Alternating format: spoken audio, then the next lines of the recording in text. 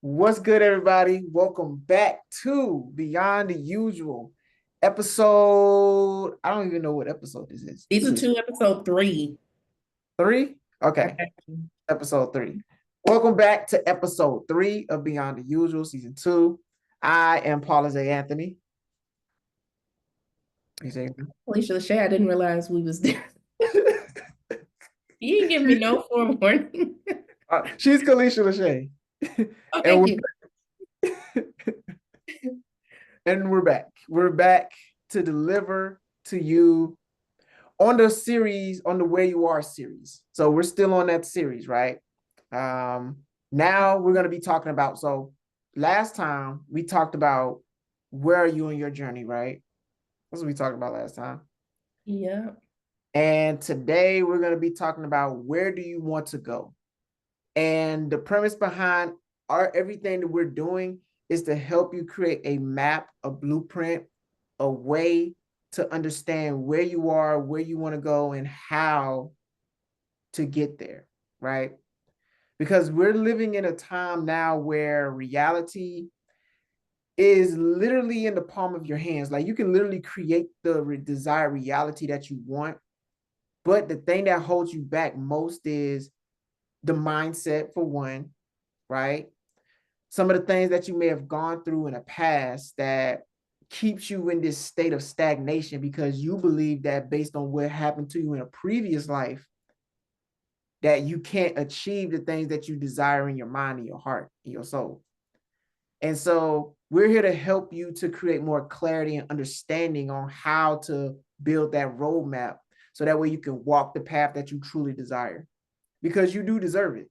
You deserve to live the life that you truly desire.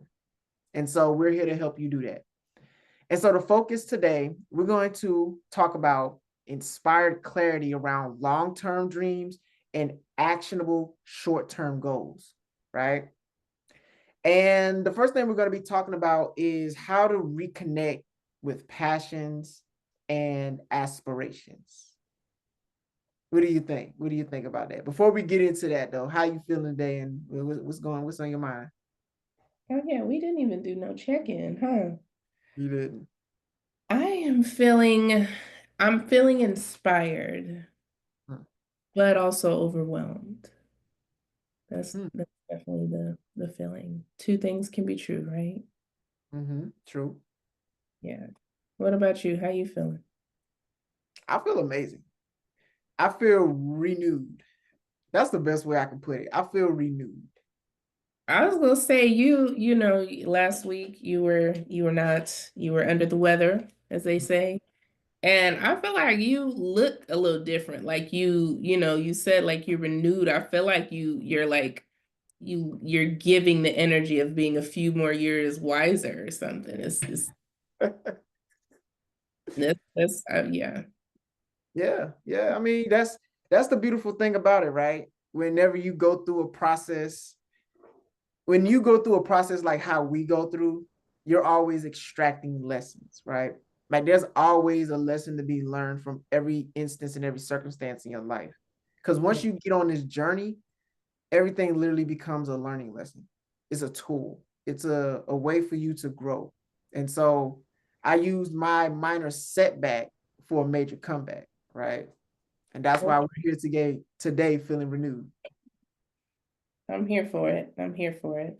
Yeah, that's actually one thing I realized too on my journey because you have to find the balance because sometimes we get where we're thinking everything is a sign. Everything is like my best friend used to be like, Alicia, I remember there was a guy that I was talking to, and it was something like in a conversation that I literally just talked about with her like the day like in the like previous like 48 hours, and then this guy brings it up randomly, and I was telling her and she told me, she was like, Kiki, that's not a sign.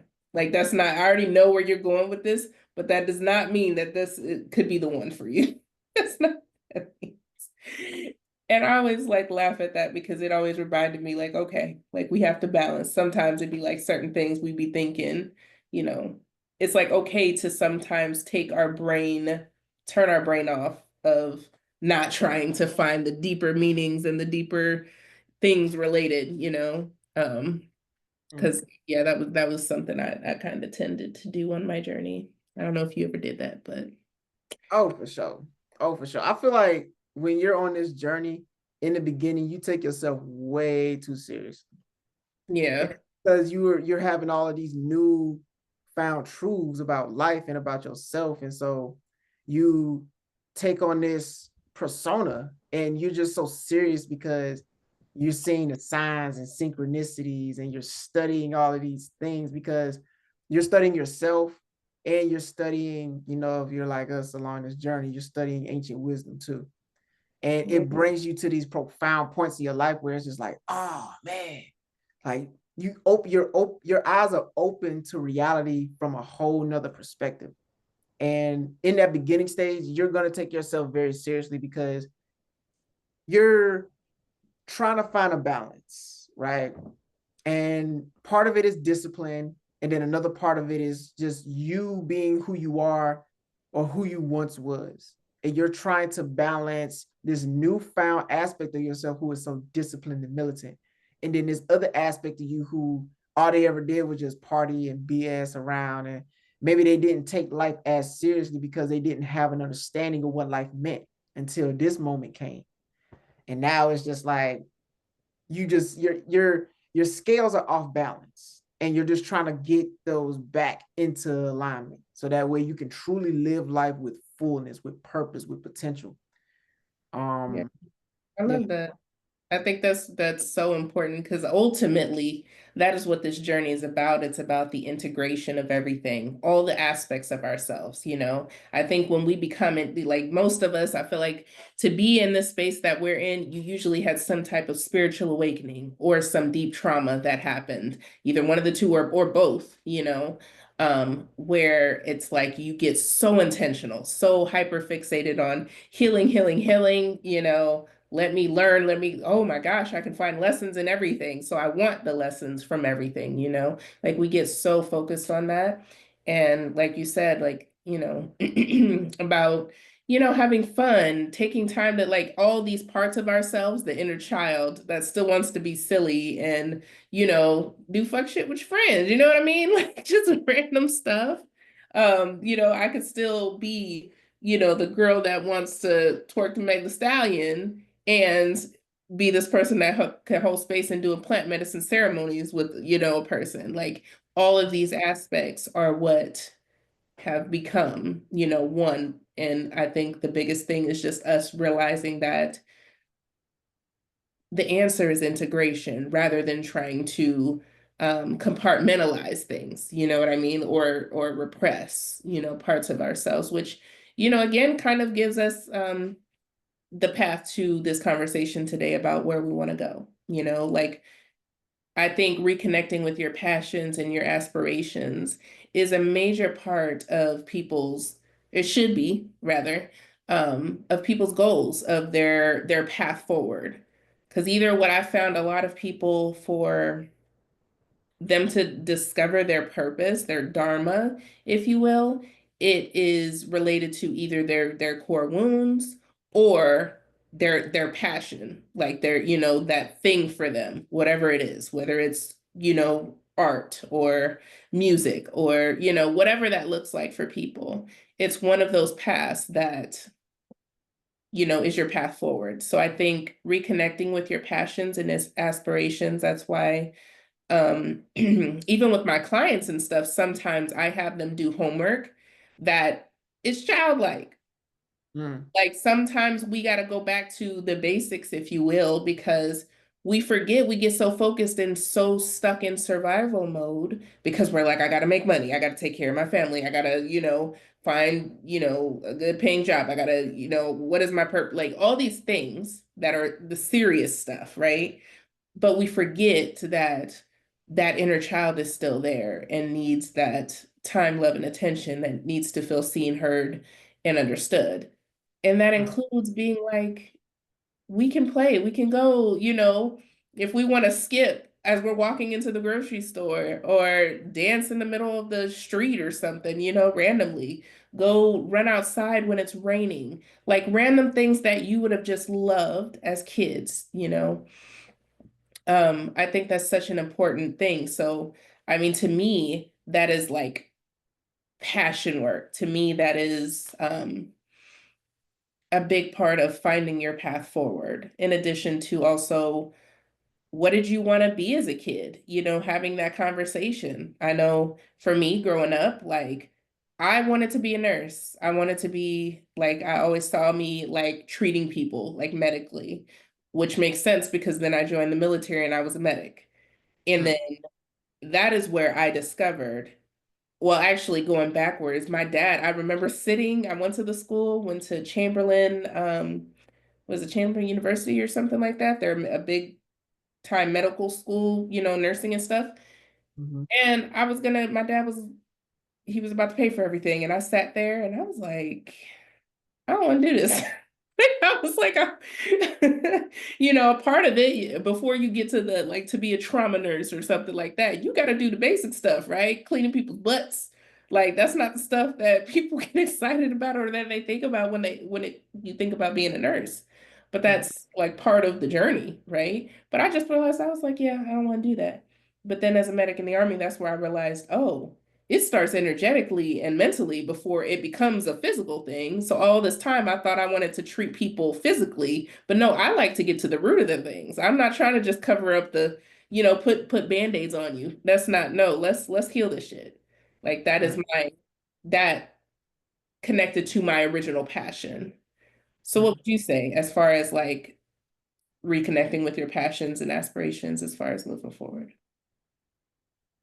I think that the thing that comes up for me is two things. One, who did you need growing up? Right? Like, who did you need or what did you need growing up? And who did or what weren't you able to do? Like, how were you not able to express yourself growing up? Because I feel like those are the things that tend to lean towards our passions and our aspirations. Like the things that we didn't get to do growing up and the kind of person that we needed in our lives. We tend to take on and this is just kind of talking from my own personal experience too, but we tend to take on certain personality traits and characteristics of the people that we feel like we need in our lives. And we feel like, well, since I didn't get that, I'm going to become that. And that's kind of where you reconnect with your passions and your aspirations. And then another thing too, like what you said before, like you growing up, you said you wanted to be a nurse, but really in reality, it was drawing you in a different direction. That was just the direction that gave you the understanding of, oh, well, I want to help people, but I want to help them in this sense, not like this, right? But you had to go through that in order to understand how you wanted to help people. And I think that's what happens along our journey is that we set out to say, look, this is what I want to do. And you go along a path. And that may not be the specific thing that you want to do, but your purpose is aligned with that specific thing. And it gives you a tool to help you evolve as you're going through that journey. So if you're somebody who wants to help people, then maybe being a nurse was just a part of that pathway. So that way you can pick up certain skills, certain insights, so that way you can carry into the thing that you're truly aligned to do, which is what you're doing right now. And I think that's the beautiful thing about reconnecting because everything always stems back from what were you doing previously before you got here. Like before you said you wanted to help people, what was that one incident that you seen or felt or experienced that made you say, I want to help? Or even if you didn't know how to verbalize it, you knew that you wanted to do something about whatever situation that was. And that led you towards something else. And then that gave you the idea of, I want to help. So everything is just a bridge connecting itself to one another, which draws the map to the desired reality that you want to live and to your purpose. And yeah, that's what comes to mind when I hear that. I like that because I mean, and again, like we've, kind of talked about like different ways to reconnect. But it's like the beautiful thing about that, even thinking about my personal journey, is like I'm looking at it from the perspective, it's like all that time I thought I wanted to be a nurse, but it makes sense the path that it took, because at the end being more wanting to support people with their like mental and emotional and spiritual health over the physical health. It makes sense because of my kind of core wound with my mother, and seeing a lot of the environment I was in was around mental health like diseases. Like my mom, she was diagnosed with bipolar, so that played a huge part in what I saw, what I experienced. So it makes sense that it kind of like circled back, right? Like Yeah. um, around. And I think that's just the importance of these types of conversations to pinpoint um, different things like that. Because I think it's not until we have these types of conversations that we can connect certain dots. Even things that like subconsciously, it's like, oh, snap, like I knew that, but I ain't think of it in that way. Or, like it hits a little different. So I think this just stresses the importance of this. And I like that point that you made though. Um, so when we think about this path that we have, this like map, what would you say um, the conversation of kind of having this balancing act between, the goals, like the ambition, like of what we think I guess what we think the goals are versus what's actually in alignment with us. Hmm. So balancing that ambition with actual alignment in these goals. Hmm. Um, Balancing your goals with your ambitions. I think that the goal keeps you on track. The ambition is like the fuel. And I feel like it's kind of like putting the cart before the horse almost sometimes. It's like if you have ambition first and then goals, I feel like it doesn't work that way. I feel like you have to have a goal first, and that goal drives the ambition, which is the fuel for you to move forward on that goal. And so in the beginning, it's good to have ambition. It's good to have drive, to want to do better, to want to grow, to want to help, to want to be somebody who wants to be a light in the world, right? Essentially. But that leads you to so many different things because you're going on this seeker's journey of just discovering like what works for you. And so you just find yourself in different ways in different aspects of life. And you're just like, you're figuring out what works for you, what doesn't work for you, while you're filled with this ambition. It's like, I'm ambitious for helping people, but I don't know what that looks like yet. And so you go on the journey, you're figuring out what works. Like, okay, I don't like that. I want to help, but not like that. I want to help, but not like that. Right. And so once you start to have all these experiences and you gather those experiences collectively, now you can start creating goals around, okay, I've had these experiences. I've done things that I liked. I've done things that I didn't like. So I can create a goal around how I want to help people based on the experiences that I've had. And now that ambition, it gets directed in a certain pathway to where it's not all sporadic all over the place. And so I think that helps you to really understand what goal is truly yours. Because most of the times you find yourself in certain circumstances following the ambition of somebody else's because you're so driven by the desire to help that somebody gives you something and you're just like, oh man, I love that vision. And you go all in on it. But that may not be truly what you want, but it's just something Guilty. that helps you along the journey, you see? Definitely guilty of that. Yeah. We've all done it before. I've done it before. I've been ambitious and there's been things like there's been people who told me things and I was just like, I love it. I fell for the vision, right? I went all in on the vision. But then as time went on, I was like, this isn't my vision. Like, yes, I learned a lot and I've gained a lot of skills doing this, but this isn't it. Like it felt good, but then it was just like, okay, now I'm being called to something else. And so now the question comes back up to, is this truly my goal? And if you have to ask yourself that question, then maybe you need to reevaluate your ambitions. in that certain circumstance. And now you have to redirect your goal and see where it is that it truly aligns, see where your ambition truly aligns. And there's nothing wrong with that either. Like if there's a goal, or there's something that you love right now in that moment, then just go all in on it. You see, just go all in on it and just see who you become throughout that process. And then once you feel like, okay, I've done all I can do, I've gone as far as I can go, what's next? Well, you take everything that you learned and you try something else. And yeah, I'll just end it right there. But I'll ask you the same thing. Like, how do you differentiate between the two as far as like goals, ambitions, and understanding what's truly yours, what's truly your goal?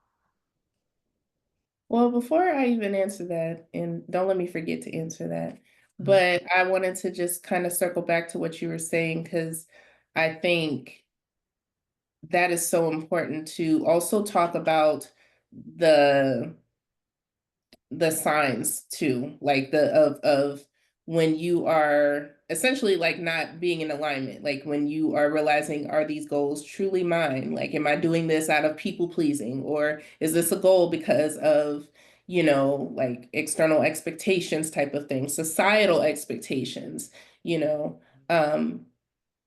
Because as a person that has been guilty of this, like, and even now in the stage that I'm in now, I feel like there's a reevaluating that needs to happen. There is a, prioritization that needs to happen, an alignment of goals, because I think it's when you get to a stage of, or not a stage, but when you realize that you have patterns of feeling like you're burnt out or feeling overwhelmed, feeling like certain things, it's time to reevaluate. Mhm. Is everything that is on my plate, or the goals that I'm trying to achieve, are they, do all these matter? I think like sometimes we get so like focused on just achieving goals, we forget like, okay, wait a minute, like as we go through phases in our lives, we should be having new goals or like reform goals. We kind of like, bring life back into them, because sometimes the goals can just shift. They can look different, right? Like it's still caring for people, but instead of the physical, again, it's like the mental, emotional, social aspect or spiritual aspect. So I think just to have this conversation about the importance of kind of the reevaluation of it and recognizing signs of when we need to, reevaluate those things to, be able to um, kind of get back focused on the path of what the goals should be in our current state, not what they have been for the past 10 years or, 6 months or whatever the case may be. Um, and what was the question that you would ask me? Because I don't want to. Um, the difference between ambition and goals, and how to identify what is truly your goal. Like, how do you identify what's your true goal, and how do you differentiate between goal and ambition? Um, I guess I would tell somebody like in order to determine if it's really yours or not, you would have to just ask yourself, like, if no one, like, if I didn't receive any type of accolade, recognition for this, if like no one, could see me accomplish this, would I still go after it? Mm, Like, I feel like if you feel like it is, or rather, not if you feel like, but if it is based off of external expectations, validation, things like that, if no one was around to witness it, like then it kind of becomes meaningless to you or less meaningful. Let's say that. mm, Like you're not, it's not going to have that pull for you. But if it's based on an intrinsic like validation, an intrinsic need and desire, then from a grounded space at that, it's going to still hit even if no one else was around to see it. Even if mm, no one, said, "Hey, I saw that thing you did. That's great. Good job." mm. Oh, you know what? I just had a thought just now. Check this out. If a tree falls in a forest and no one's around to hear it, does it make a sound? Or better yet, I'll put it to you like this. If you achieve a great thing and no one's there to applaud you, and no one's there to applaud you, do you feel fulfilled? Absolutely. Yeah. Yeah. Bars. Just clip that up right there. I just wanted that for a clip. Like, yeah, I mean, that's the point. It's like that's how you can determine, is this mine or is this yours? And maybe it's an ours thing. It could be somewhat, but again, we all have a bunch of needs and desires, so it's again just about prioritizing. But if it feels less meaningful if you don't receive any type of external acknowledgement or validation, then most likely it ain't it. Mm, mm. You know what? That falls perfectly with what this next topic is talking about too, as far as like goals, because we're talking about goals, right? So let's kind of keep with that theme. Um, the difference between goals that impress others and goals that fulfill you. And let's talk about it real quick. How can we identify the difference? Because I feel like we have goals, and in a sense, like in the back of our mind, let's be honest, we want people to see us achieve something great, right? I think that's why we do what it is that we do, because yes, we want to be fulfilled within ourselves, but there's just some things that we want people to acknowledge us for. It's not that we seek it like outwardly at first. Like that's not the forefront of why we do what we do. We do it because, for one, we don't need accolades for what it is that we do, because we get fulfilled just from doing it, right? Just from being here, being present with ourselves, because we find the joy and fulfillment within seeing who we become throughout the process. But there are just some goals that it's just like, sometimes you just got to show people who you are, you know? And so how would you how are you able to identify the difference between a goal that is fulfilling to you versus a goal that is for the satisfaction of others?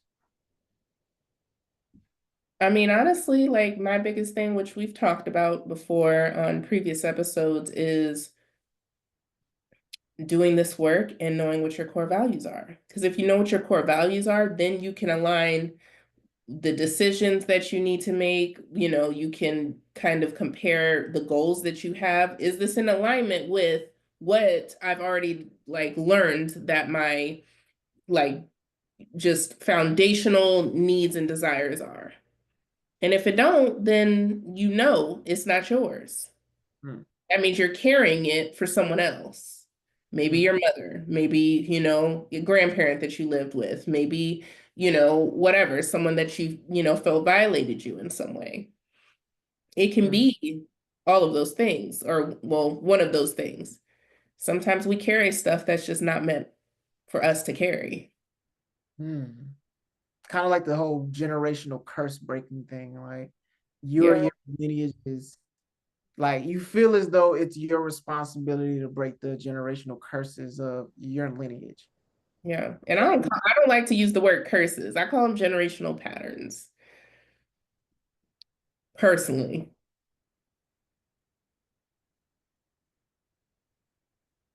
You there with me? yeah, it was kind of lagging a little bit. Yeah. Oh, yeah, my internet connection is kind of unstable. Can you hear me? Yeah, I hear you. Oh, okay. Sorry, it was just lagging. It was weird. Can you go ahead and repeat what you said? I don't know. What was I saying? That threw me off. Oh, okay. I'll pick it up. So generational curses, right? Oh, yeah, I said Um, generational patterns. Yeah. yeah, generational patterns. I like that better. Patterns. I feel like yes, we do have a certain responsibility, but there's a difference between a responsibility and a burden. Because I feel like we first have this responsibility of, yes, I want to be the one who shifts the patterns of my generation. But at the same time, I don't want to be burdened with the generations of the past, meaning that I have to fix all of these problems that came before me, while at the same time fixing my current problems and making sure that the next generation doesn't inherit either or. That's a lot. Wait till you know if you got kids, like you trying to make sure you're not creating generational patterns for them to heal.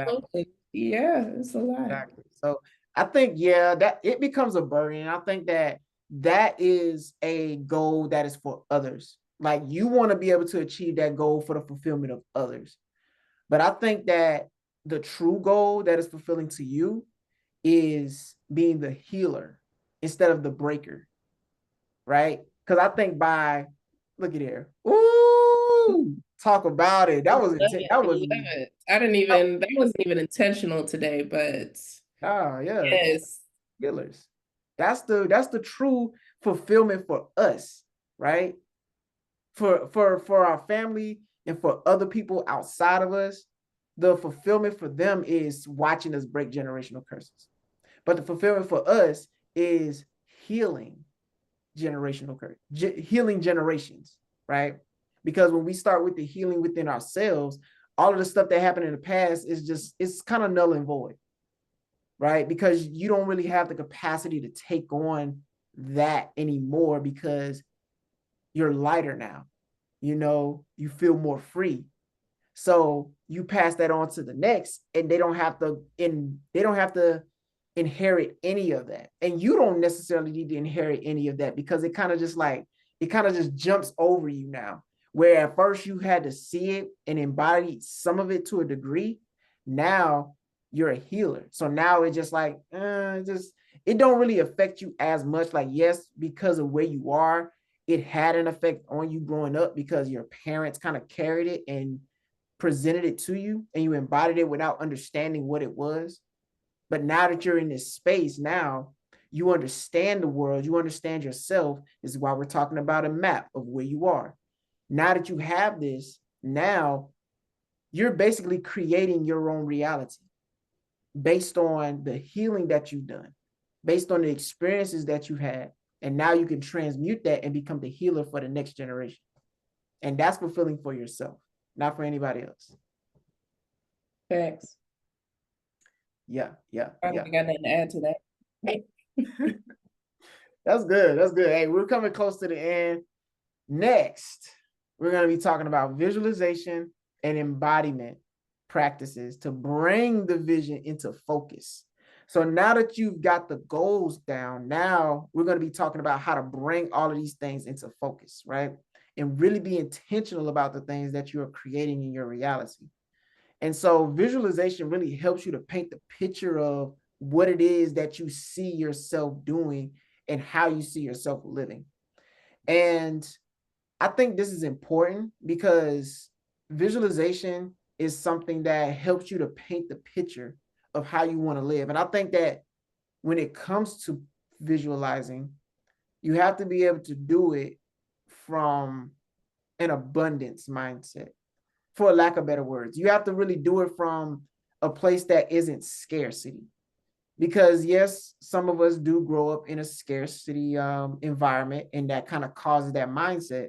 So when you're visualizing big, your brain or whatever like thing you went through kind of tells you like it's almost impossible to have, or you can't have that thing just based on previous circumstances, right?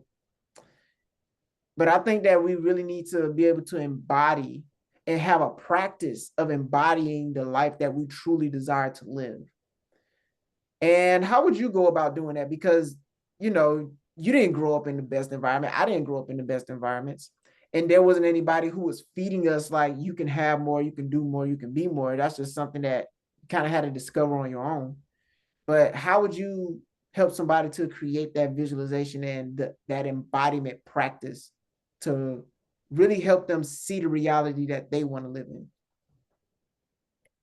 I mean, honestly, I would just tell them, I would tell you based off of my own experience, when you don't have that foundation as an example, as a, um, it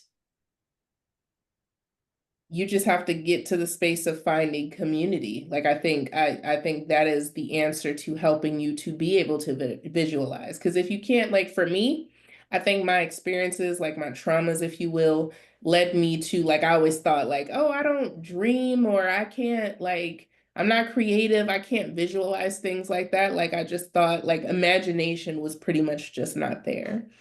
Um, and obviously that's not true. It was just suppressed, right?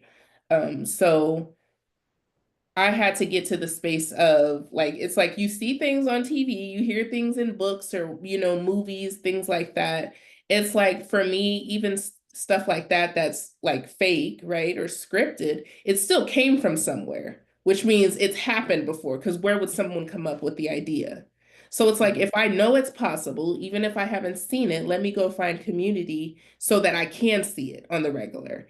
When I can start to see certain things, like when especially like we're talking about scarcity essentially, right? Like for me, money wound, because scarcity is beyond money, but I know that's just a very common form of scarcity that most people think about. So my money wound, like I had a dad who was very big on like budgeting and, you know, like just kind of like the logistics of being an adult and having money. He was like 401k and all this stuff, right?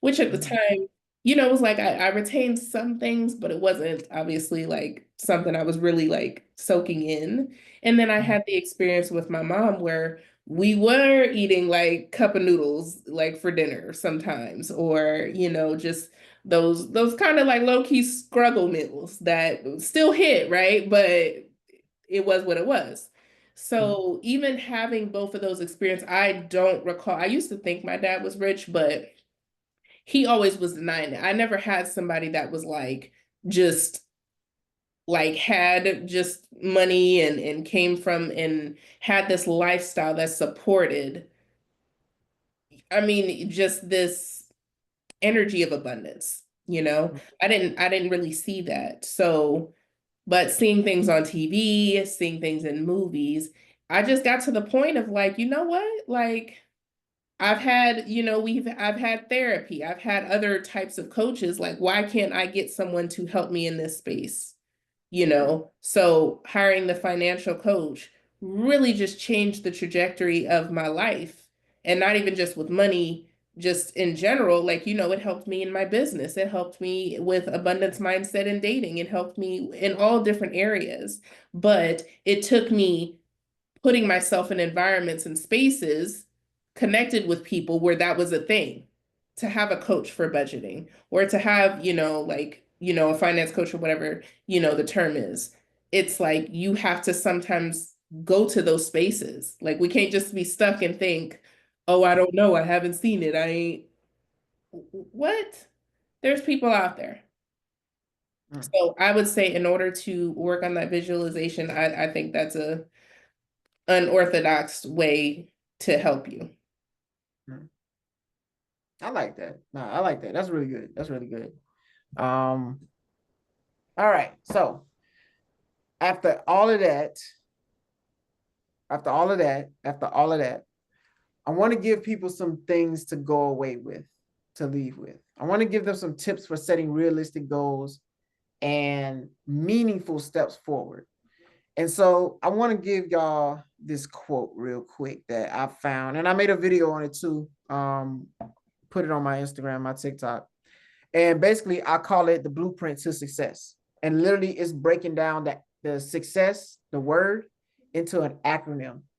And so I'm gonna give it to you like this. You start with the S, which is see your goal. Kalisha literally just gave you a breakdown on visualization and embodiment. I just gave you a breakdown as well. Embodiment practices, right? Using those tools to help you create that vision and embody what that vision feels like on a daily basis is so important, right? It's setting reminders for yourself, right? Of who you are and who you desire to become throughout your process, right? So first off, you want to see your goal, right? You want to understand the obstacles, because no matter what you go through in life, there's going to be obstacles. They're not designed to keep you away from your goal, but they're preparing you for what that goal entails, who you need to be in order to obtain that goal. All right. The C, create a positive mental picture. Despite the obstacles that you may face, really see how it looks once you achieve that thing that you are striving for. Like, what does it feel like when you reach the other side of that? How does it feel? Like, embody that, truly embody that, and have a positive mental picture of what that looks like. The other C, clear your mind of self doubt. As you're going through your process, you are going to come in, you're going to confront doubt. It's just inevitable, no matter what, because it's your goal. It feels frightful, it feels scary because it's something you've never done before. You've never seen nobody in your family do it before. You've never seen nobody close to you come close to achieving the thing that you're trying to go for. And so as you're going through that process, you're going to have doubt. You're going to be scared, you're going to be nervous, you're going to question your ability to get it done. But I want you to understand, I want you to clear your mind of that. I saw this quote actually the other today, and it was like, if you're facing certain obstacles in your life, tell yourself, I can do this. And then watch how you maneuver that obstacle. It's not thinking too hard about it. It's just telling yourself, you can do this. I can do this. And then just allow yourself to find the solutions to get whatever it is that you need to get done. All right. The other E, embrace the challenge. Embrace the challenge of achieving that goal that you say you want to achieve, because it's going to be a challenge. Anything worth having is always worth fighting for. And guarantee the thing that you are going for, you're going to need to put up a fight for it. Okay. It's not just going to come easily to you. I understand. I don't chase, I attract. What's meant for me will find me. And that is true. But before you become a magnet, you must first find the magnet. You must first become the magnet. And the only way you become the magnet is when you embrace the challenge, right? The other S, stay on track. All right. Stay on track. Stay focused. Stay focused. There are going to be so many things that you see that are going to throw you off your path, right? Because it's going to feel like, ooh, you know, when that doubt starts creeping in, that's when you start to veer off track because you want to go towards something that feels better than what you're currently feeling right now. So I want to advise you, no matter how tough, no matter how much, no matter the pressure that you may be feeling right now, just stay on track. It's going to get easier, I promise. And the final S, show the world you can do it. Once you've gone through that whole process, then you show the world you can do it, because you're going to be your biggest critic first and foremost. So before you show the world, I'll put it like this. Before you show the world you can do it, show yourself you can do it. Prove it to yourself. Say like, I can do this, and then really do it, and then show yourself you can do it. So that way you can show up in the world saying, yeah, I can do that. So yeah, that's my success formula for you. What about you? What tips you got for the folks? I like that. Well, I just liked what you said. It made me think, I think it was one of the C's. What were the C's? Create a positive mental picture and clear your mind of self-doubt. It was the point that you said about, what's the one that you said where you're like, tell yourself essentially, I believe in you or something. Oh, yeah, yeah. Yeah, that was the clear your mind of self-doubt. Okay, okay. So that's where I thought like the difference between essentially like successful people and unsuccessful in a sense, you know, because we know there's really no unsuccessful because if we're learning, but in the sense of what the popular term of unsuccessful people would be, the difference between those people is rather than having other people tell them they believe in you, you know, like other people saying, I believe in you, I believe in you. Successful people also say, I believe in me. Mm. Which means like, you know, sometimes we do need that like external, you know, validation, right? To like heal those like wounds. Um, or at least start to. But it's more so in the fact that we get to the point where it's not just other people saying, yeah, you got this, but it's like, no, I got this. Mm. Even if I'm not 100%, like I really don't know. Might have this for 2 feet and then I completely fall flat on my ass. But just the belief that it's gonna work out for me, just that idea. That's to me, that's where my mind went when you mentioned that. Mm. Two But things I got for you on that point. This is something that my coach used to tell me all the time, my previous coach. He would tell me two things. He would tell me one, he was like, I believe in you, but I don't believe you. And he would tell me that because so many times you will find people and you can give them all this information and they'll tell you, yeah, I'm about to go out here, I'm about to go kill him, I'm about to go execute, da da da da. But guess what? They don't. And you know what? You expect them to because when you're in the beginning stages of this journey, you're going to be full of excitement, but you're not going to be full of discipline. You're just not. You're not going to have the discipline to do the things you want to do, but you're going to soak up so much information that every time you hear it, you get excited again. You get pumped. You tell your coach, yeah, I'm about to go do it. I'm about to go kill it. I'm about to show you. Da, da, da. And guess what? They say the same thing. I believe in you, but I don't believe you. But it's okay. I believe in you. Another thing that my coach would tell me too, he would give me this sentence. He would say, I'll help you build your business, right? But he was like, break it down. He was like, I'll help, comma, you build your business. Because he always told me that the greatest business you'll ever build is your mindset, right?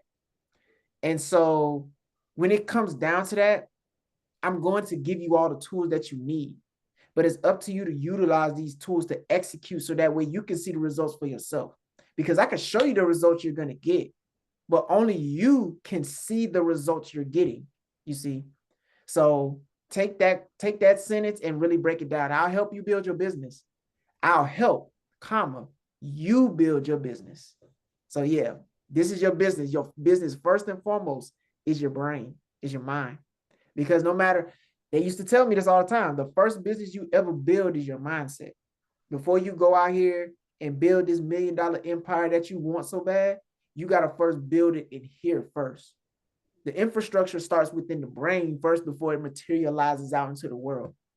So, that's powerful. I think that's honestly the answer because most people, like we're so focused on these goals that we have, but it's like we're like, oh, I want to be, like a full-time content creator, or I want to be a basketball star. I want to be like whatever the case may be, but they don't realize like that's the answer there. It is your mindset. Everybody truly just needs a mindset coach mm, because the answer to everything in life is your mindset. But we think, oh, I just want to achieve these things. But you think, what's the bridge? It's a lot of mindset work to become successful.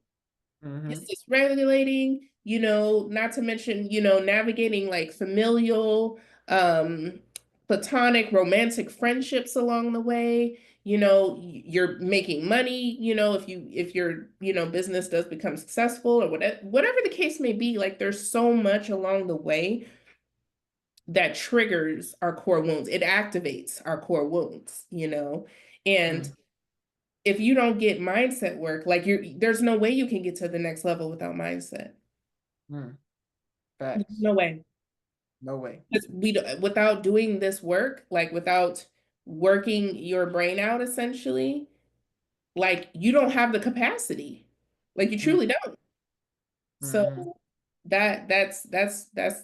that could be a whole episode in itself, to be honest. Like Facts. we could Facts. really dive in on that. But I loved also what you said too, that really, really hit. You said you could be full of excitement, but have Mm, no discipline. mm. And that, like, I feel a little attacked. Uh,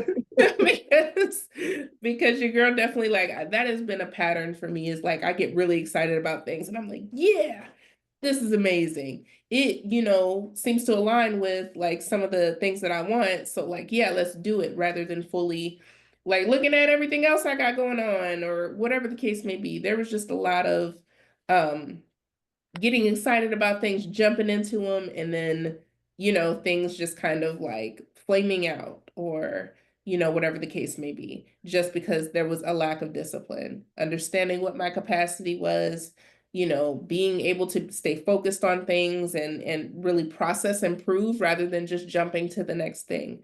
But I think that discipline is a major factor. Discipline, and that's a part of mindset, Mm. right? That's a part of learning to train your brain. Mm. Yeah, So, facts, facts. I mean, that's All that's right. a perfect way to end that. All right, folks. There you have it. That is your blueprint for tonight. This is where do you want to go? This is your vision and your goal blueprint. Thank you for being on this journey with us. Thank you for allowing us to be on this journey with you. I truly believe we do better when we grow together. So let's continue to grow with one another. And if you found this helpful, inspiring, or motivating in any way, shape, or form, make sure you like, comment, share, subscribe, click the notification bell, and also leave in the comment sections what you learned from this video today. Leave notes down there letting us know that you were paying attention, right? But before you start leaving notes and stuff, get to this point and then start leaving the notes that you've attained from this video, from this episode.